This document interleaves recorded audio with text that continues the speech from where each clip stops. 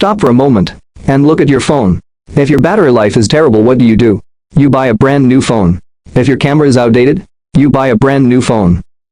Every single year, we throw away millions of functional devices just because one small component fails or gets old. It's an insane cycle of consumption and e-waste. But what if there was a phone that broke this cycle? A phone where you could swap the camera in 30 seconds, replace the battery in 10, or add a medical sensor just by snapping a block onto the back?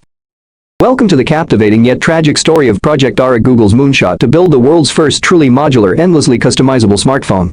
A project that promised radical personalization, lower costs, and a seismic shift toward sustainability, but ultimately vanished without a trace. Stick around, because the reasons it failed are not just about technology. They're about us, the consumers, and the brutal realities of the trillion-dollar smartphone industry. Trust me, you'll want to hear the incredible legacy this failed phone left behind. The revolutionary core modular design and personalization. At its heart, Project Ara was a radical scientific and design concept. The modular design, instead of a unified circuit board, the phone consisted of an endoskeleton, the frame holding the core CPU, screen, and basic connectivity. Everything else, the camera, the battery, the speakers, even a new processor, was a module. This wasn't just a gimmick. It was the future of personalization. Need an extra large battery for a long trip? Snap it on. Are you a photographer? Snap on a professional-grade camera module. A doctor? Snap on a blood glucose monitor. The power was literally in your hands. This also meant affordable upgrades. If the iPhone 17 had an incredible new camera, you wouldn't need to shell out $1,000 for the whole device. You just buy the new camera module for, say, $150 and snap it onto your existing Ara phone. This challenged the core business model of every major tech company. Here's the scientific bit. The Ara team had to engineer a brand new, reliable, and high-speed protocol to allow these modules to communicate instantly and flawlessly with the core system. A complex feat of hardware engineering. Google didn't want to do this alone. They envisioned an open hardware platform, a true developer ecosystem. They released developer kits encouraging third-party companies, both big and small, to create innovative modules. Imagine a market where your phone's capabilities were limited only by human ingenuity. That was the dream. And the community responded. Ara even involved intense community engagement, polling users on features they wanted most. People dreamed of thermal cameras, projectors, even tiny game controllers that could be built into their phones. The emotional appeal was huge. This was a phone that wasn't dictated by a corporation. It was built by us. It was the democratization of smartphone technology. It was truly exciting. The cracks emerged, challenges and setbacks. But the ambition was simply enormous. And the real-world challenges and setbacks soon mounted. This is where the story turns. First, technical hurdles. Making every module hot swappable, meaning you could change it while the phone was on, was a nightmare.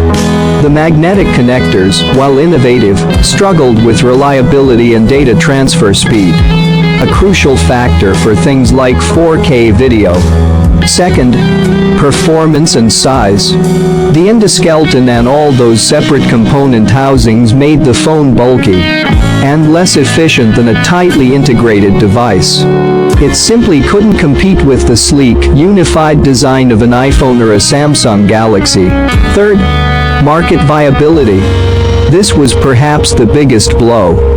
Tech companies thrive on scheduled obsolescence, getting you to buy a new phone every 2 to 3 years. Project Ara, designed to extend a phone's lifespan for 5 to 6 years, directly threatened the entire industry's revenue stream. Would consumers really buy just a module? Or would they prefer the simplicity of a new device? Google found the answer was sadly the latter.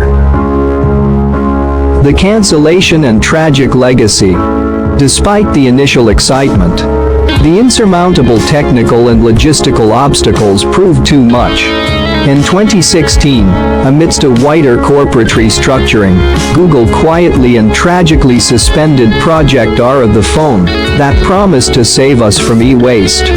Became another piece of tech history itself. But its story doesn't end there. Ara's legacy and impact are profound.